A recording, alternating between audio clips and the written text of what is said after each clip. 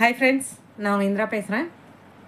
என்னோடய கிளைண்ட்ஸ் சில பேர் வந்து கேட்டாங்க, மேடம் எனக்கு என்னை சுற்றி இருக்கிற க்ளோஸ்டு ஒன்ஸ், அதாவது ஃபேமிலியில் இருக்கிறவங்களே வந்து என்னை மதிக்க மாட்றாங்க, என்னை ரொம்ப கஷ்டப்படுத்துகிறாங்க, என்னால் அதை வந்து டைஜஸ்ட் பண்ணிக்கவே முடியல.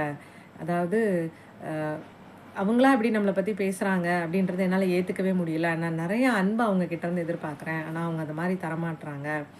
அண்டு நான் சம்பாதிக்கிறதும் இல்லை, அவங்க கையை எதிர்பார்த்துட்ருக்கேன் அப்படின்னு சில பேர் சொன்னாங்க. சில பேர் வந்து எனக்கு இன்னும் வேலை கிடைக்கல, அதனால வீட்டை நம்பி தான் இருக்கேன்.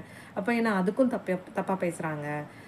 அம்மா இல்லை ஹஸ்பண்ட் ஒய்ஃப்னா ஸ்பௌஸு எல்லாருமே இந்த மாதிரி பேசுகிறாங்க. எங்களால் அந்த நிலைமையை விட்டு வெளியில் வர முடியல.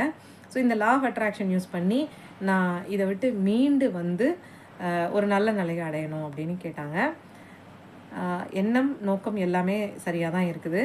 பட் இங்கே என்ன ஒரு விஷயம்னா, நம்ம ஈர்க்கிற விஷயம் நல்ல விஷயமா இருக்கிறப்போ அது நிறைய நல்லது நடக்கும். ஆனால் நம்ம எப்படி இப்போ இருக்கோம் அப்படின்னா, நிறைய அப்செட்டாக இருக்கும். நம்ம சுற்றி இருக்கிறவங்க மேலே ஒரு கசப்பான உணர்வு இருக்குது, கசப்பான சம்பவங்கள் பற்றி நினைக்கிறோம், கசப்பான மனிதர்கள் பற்றி நினைக்கிறோம், நம்மளும் கசப்பான நினைவுகளோடு இருக்கோம். அப்போது நம்ம எதை ஈர்ப்போம் அப்படின்னா கசப்பான விஷயந்தான் நம்மக்கிட்ட வரும். அப்போ நம்ம அடுத்த லெவல் முன்னேறணுன்றதுக்கு கசப்பான விஷயங்கள் வரவே கூடாது அப்படின்றது தான் ஈர்ப்பு விதி. அப்போ அதை விட்டு மீண்டு வர்றதுக்கு என்ன பண்ணலான்னா, நம்மளுக்கு இருக்கிற இந்த மாதிரி உணர்வுகள், தேவையில்லாத எண்ணங்கள் எல்லாத்தையும் எப்படி வந்து களையணும், நம்மளை விட்டு எப்படி போக்கணும் அப்படின்றது பார்க்கணும். அதை களையிறதுக்கு நம்ம என்ன பண்ணலான்னா, ஹோப்போனோபோனோ ப்ரேயர் ப்ராக்டிஸ் பண்ணலாம், ப்ரீதிங் நோட் பண்ணலாம். ப்ரீதிங் அதாவது உங்கள் சுவாசத்தை நீங்கள் பார்த்துக்கிட்டே இருக்கலாம், தேவையில்லாத எண்ணங்கள் தோணாமல் இருக்கும். இல்லை அப்படின்னா நம்ம அதை எழுதி கிழித்து எரித்து பாத்ரூமில் ஃப்ளஷ் பண்ணலாம். இல்லை அப்படின்னா மலர் மருந்து எடுத்துக்கலாம். ஸோ இந்த ஆப்ஷன்ஸ் எல்லாமே நான் அவங்கக்கிட்ட சொன்னேன். இதெல்லாம் கேட்ட பிறகும் அவங்களால மனசு தாங்கவே முடியாமல் திரும்ப திரும்ப ஒரு லூப்லேயே போயிட்டு இருந்தாங்க.